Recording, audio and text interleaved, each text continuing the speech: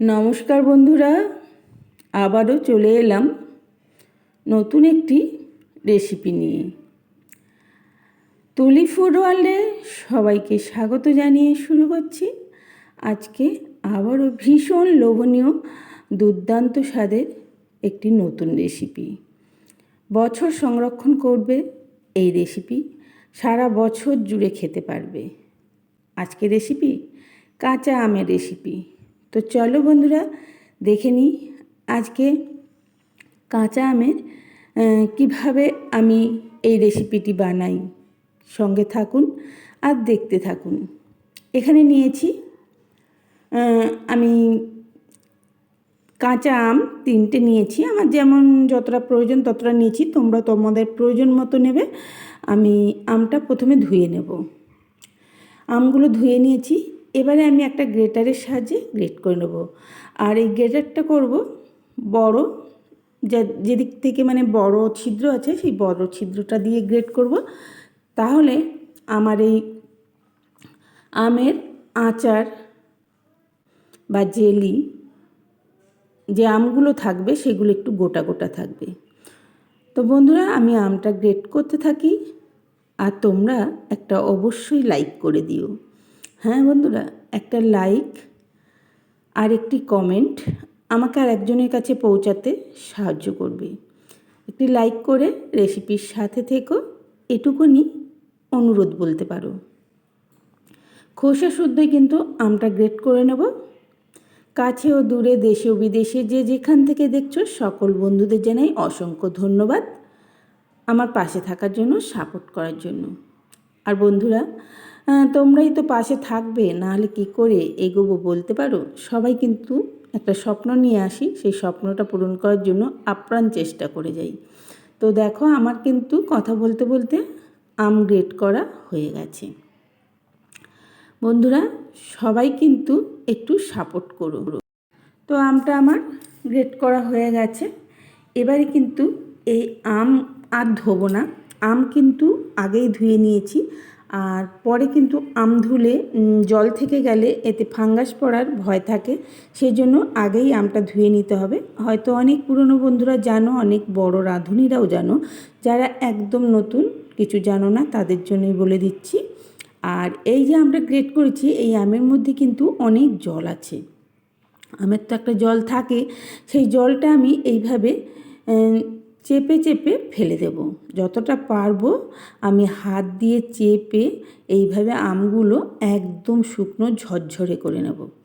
তাতে কি হবে, অল্প চিনিতে অনেক আম দেখবে খুব টক থাকে, সহজে মানে টক ভাব যেতেই চায় না। তো সেই আমগুলোকে এইভাবে চেপে ফেলে দিলে অনেকটাই টক রসটা ঝরে যাবে বা টক ভাবটা চলে যাবে।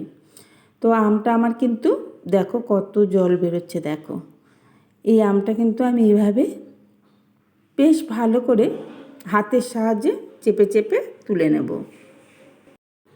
দেখো আমার কিন্তু আমগুলো চাপা হয়ে গেছে, পুরো জলটা চেপে বের করে দিলাম। মশলা নিয়েছি ধনে, জিরে আর একটু জায়ফল, আর নিয়েছি শুকনো লঙ্কা।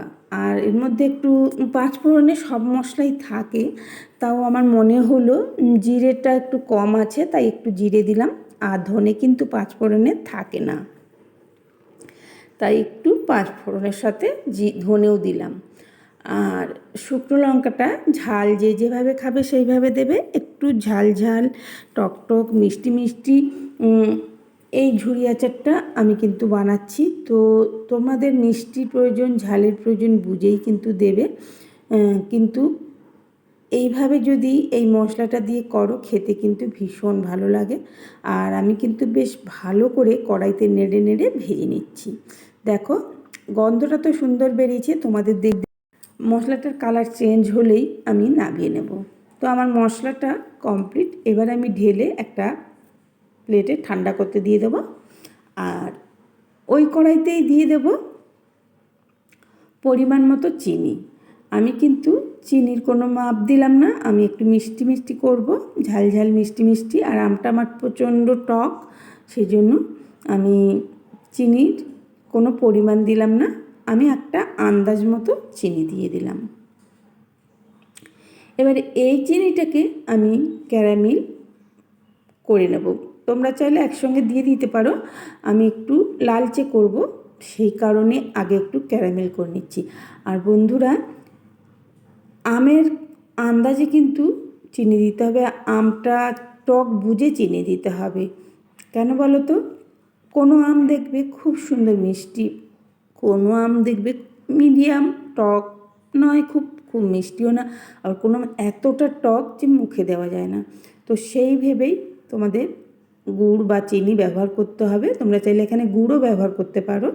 আমি যেহেতু চিনি দিয়ে করছি তাই একটু একটু আগে চিনিটা ক্যারামেল মতো করে নিচ্ছি, একটু লালচে ভাব করে নিচ্ছি, তাতে আমার আমের কালারটা খুব সুন্দর আসবে। হ্যাঁ, তো বন্ধুরা দেখো, আমি কিন্তু ক্যারামেলটা যে করছি পুড়তে দিলে চলবে না কিন্তু বন্ধুরা, তাহলে কিন্তু তেতো হয়ে যাবে। এটাও খেয়াল রাখতে হবে তোমাকে। এই ক্যারামেলটা এইভাবে নেড়ে নেড়ে অনবরত যাতে কড়াইতে না লাগে, তেতো যেন না হয়, সেদিকে তোমাদের খেয়াল রাখতে হবে। হ্যাঁ, আর আমি অনবরত নেড়ে নেড়ে কিন্তু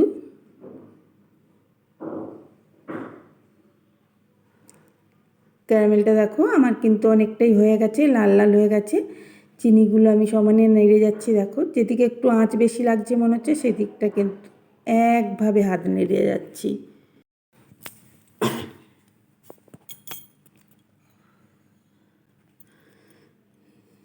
দেখো বন্ধুরা, আমি কিন্তু খুব লাল করি নাই, আমার ক্যারামেলটা কিন্তু রেডি। আর খুব লাল করব না আমি, তাহলে তিতা হয়ে যাবে।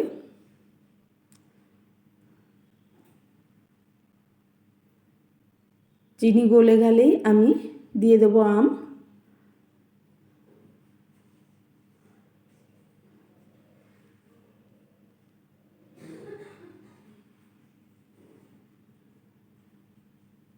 আর ক্যারামেলটা কিন্তু আঁচটা কমিয়ে করবেন বন্ধুরা।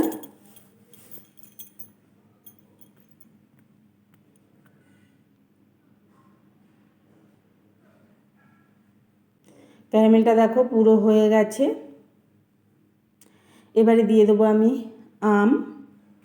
আর যেহেতু ঝিরিঝিরি করে কেটে রাখা আছে, তো আমটা সেদ্ধ হতে কোনো অসুবিধা হবে না। আর এই খোসা শুদ্ধ এই আমের ঝুরি আচারটা খেতে কিন্তু ভীষণ ভালো লাগে। আর খোসাগুলো কিন্তু খুবই মানে যে শক্ত থাকবে তা না, খোসাগুলো একদম নরম হয়ে যাবে, আমটা যেহেতু নরম আম। তো দেখো,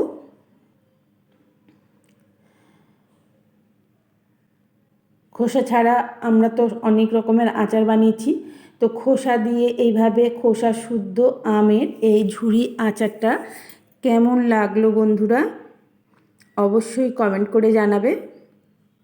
দিয়ে দেবো স্বাদ মতো নুন, আর নুন দিলেই কিন্তু অবশ্যই নুনটা একটু ব্যবহার করবে, নুন দিলে কিন্তু আমের থেকে জল ছেড়ে দেয়। আর দিয়ে দিলাম ওই যে কালারের জন্য হলুদ আর লঙ্কার গুঁড়ো, এটা কালারের জন্য, ঝালের জন্য না, আর সামান্য একটু দিয়ে কালারটা সুন্দর করার জন্য।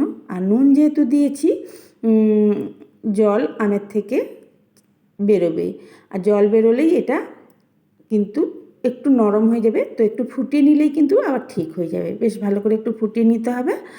আর খোসা আছে বলে কিছু মনে করবে না যে খোসা আছে আমরা খেতে ভালো লাগবে না, কিন্তু বুঝতেই পারবে না যে এর মধ্যে খোসা আছে।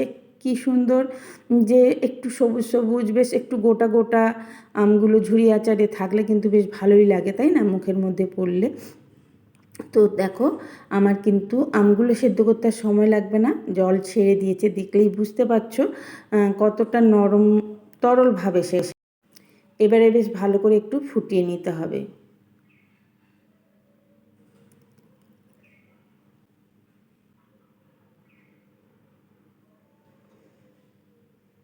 তো ফুটিয়ে নিয়েছি, আর আমগুলোর কালার কিন্তু পুরো চেঞ্জ হয়ে গেছে, সেদ্ধ হয়ে গেছে, আমগুলো সেদ্ধ হয়ে গেছে। দেখলেই বুঝতে পারছো তো আমের কিন্তু কালার অলরেডি চেঞ্জ হয়ে গেছে। আর খুব ঝোল ঝোল হবে না, আর খুব একেবারে শুকনো করব না, একটু ঝোল ঝোল থাকলে না খেতে আরও বেশি ভালো লাগে। একদম ঝুরঝুরে থাকলে, শুধু আমগুলো থাকলে না একটু ভাল লাগে না আমার কাছে একটু ঝোল ঝোল ভাল লাগে, তাই আমি একটু ঝোলঝোলই রাখবো। হ্যাঁ, এবারে দেখো একটু বেশ ভালো করে ফুটিয়ে নেব আমগুলো, যাতে বেশি দিন লাস্টিং করে। যত ভালো ফুটবে তত কিন্তু লাস্টিংটাও ভালো হবে। আর এখানে যেহেতু জল ব্যবহার করি নাই, তো এখানে ফাঙ্গাস পড়ার ভয় নেই। যারা বছর জুড়ে রাখতে চাও, যদি অল্প দিনের জন্য রাখতে চাও না দিলেও চলবে, ওই একটুখানি ভিনিগার দিয়ে দেবে। আর ভিনিগার না থাকলে একটু লেবু দিয়ে দেবে, তাহলে এটাতে আর ফাঙ্গাস আসবে না, সারা বছর রেখে খেতে পারবে। এই খোসা শুদ্ধ আমের ঝুড়ি আচারের রেসিপি বা ঝুড়ি জেলি বলতে পারো, এই দিয়ে কিন্তু ভাতের শেষ পাতে তো ভালোই লাগে। তোমরা এই রুটি, পরোটা, লুচি এর সঙ্গেও কিন্তু খেতে ভীষণ ভালো লাগে। তো দিয়ে দিলাম ওই যে মশলাটা ভেজে রেখেছিলাম, মশলাটা দিয়ে দিলাম 1 চামচের মতো। পুরো মশলা দিলাম না, কারণ আমি একদিন মশলা করলে প্রায় অনেক দিন বসেই ব্যবহার করি। কারণ আমি সংরক্ষণের থেকে বেশি আমি ওই সপ্তাহে 2 দিন 1 দিন করে এরমই আচার বানাতেই থাকি এক এক রকমের। তো সেটা আমরা খেতেই মানে এটা শেষ হলে আবার একটা শুরু করে দিই, বুঝলে তো। সেই জন্য আমি মশলাটা একসঙ্গেই করে রেখে দিই।